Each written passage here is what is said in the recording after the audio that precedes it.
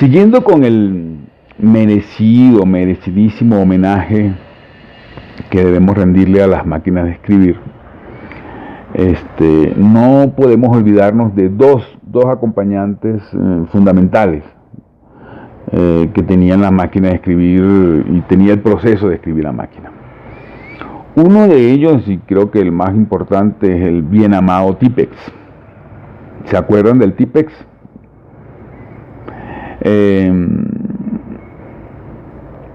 Como uno escribía a máquina con dos deditos, uno no era un mecanógrafo, y las clases de mecanografía que trataban de darnos en las escuelas nunca fueron muy acertadas y muy eficientes. Y uno no tenía esa habilidad que tienen las personas que escriben a máquina, que han sido entrenadas para ese oficio, pues uno cometía muchísimos errores. Los errores en ese momento había que corregirlos en caliente. No había mayores posibilidades después que tú cometías el error de corregirlo 2 o 3 líneas más abajo o más arriba. Te equivocabas y en ese momento tenías que corregir. No como ahora, pues que uno puede subir y bajar y todo eso, porque si se acuerdan, uno metía dos hojitas de papel en la máquina de escribir muy bien cuadraditas, y como la máquina era un proceso mecánico, iba subiendo el papel poco a poco. Si tú le dabas a la palanquita esa para que pasara líneas arriba, generalmente no podías regresar fácilmente al lugar exacto donde habías cometido el error. Entonces uno tenía que corregir el error en caliente. Por eso, cuando uno iba a escribir un trabajo a máquina, tenía ingentes cantidades de estos sobrecitos de Tipex. Y tenías también el Tipex líquido. Ese estaba reservado para cuando tú cometías un error ya un poco más grande, como una palabra o como una línea, ¿no? El otro acompañante para mí era la segunda hoja de papel. Yo tengo entendido que uno ponía 2 hojas para evitar que se maltratara el rodillo de la máquina de escribir, pero yo en realidad usaba esa segunda hoja con un marco que dibujaba con marcador grueso, de manera de que uno pudiera fácilmente ver los márgenes, sobre todo porque al margen derecho sonaba un ping de la máquina de escribir y tú sabías que te quedaba espacio para unas 6 letritas. Entonces uno tenía siempre que estar cuadrando el espacio, no salirte de ese margen.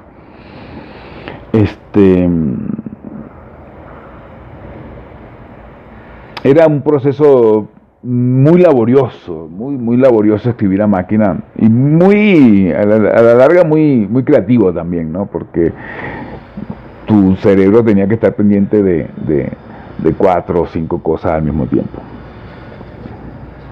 Bueno, los errores se corregían, como le decían, calientes, siempre y cuando no usaras papel carbón. ¿Se acuerdan del papel carbón? Había negro y lo había azul. Bueno, eso yo creo que ya no se produce. Si hay alguna fábrica de papel carbón, debe estar a punto de quebrar, porque ya ni los factureros usan papel carbón. Ahora todas las facturas vienen con papel autocopiante.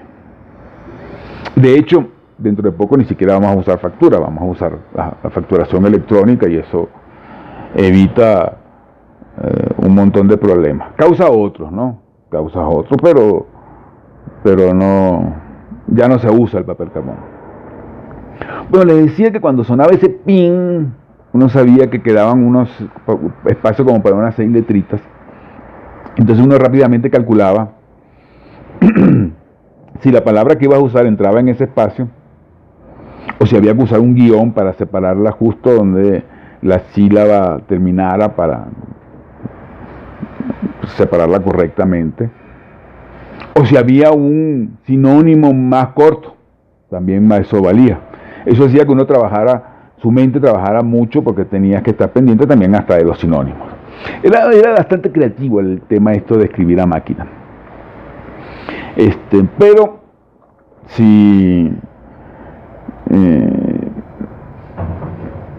generalmente trabajabas, tenías un montón de papelitos de estos tipos. Era un sobrecito, venían como con 10 hojitas de papel. Este Tipex pues, era infaltable. Y uno comenzaba los trabajos de la universidad, generalmente, y de lo que nosotros llamábamos en esa época el liceo, con un sobrecito intacto. Y claro, al principio, como tenías un montón de Tipex, pues te equivocabas y comenzabas a usar el Tipex indiscriminadamente. Conforme iba avanzando el trabajo, te dabas cuenta de que podía faltarte Tipex. Entonces uno nunca botaba el Tipex usado, el papelito usado nunca lo botaba, lo dejaba ahí guardadito por si más tarde.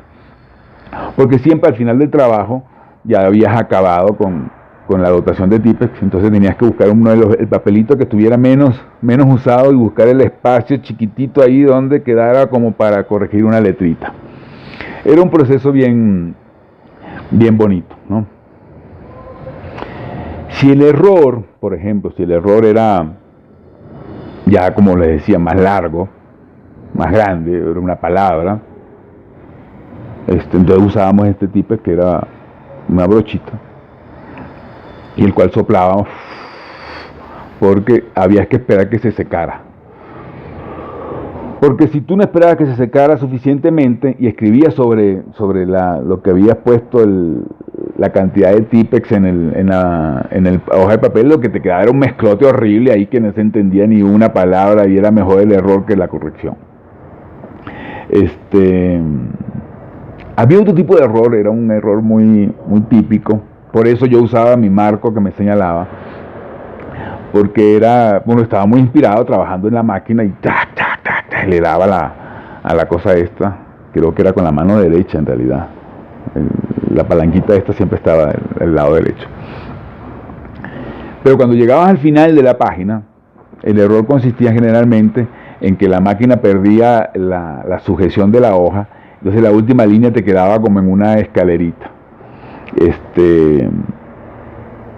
Esos errores eran terribles porque eran muy difíciles de corregir, en cuyo caso había que repetir la hoja de nuevo. Entonces yo tenía, mi soporte era la página que te indicaba un poco el margen, porque estos errores que terminaban las últimas palabras así en escalerita eran muy terribles.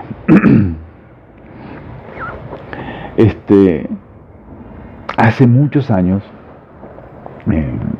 llegué a vivir por primera vez en la ciudad de Guayaquil, en una agencia de publicidad que se llamaba FCB Artefilme.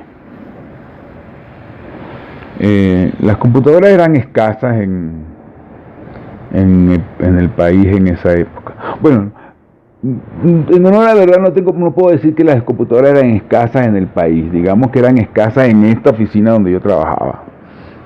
Había muchas máquinas de escribir.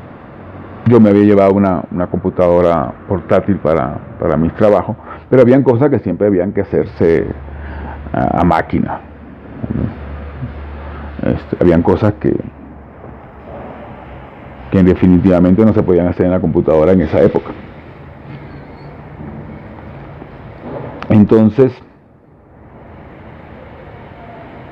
era una época en que la publicidad también era distinta, ¿no?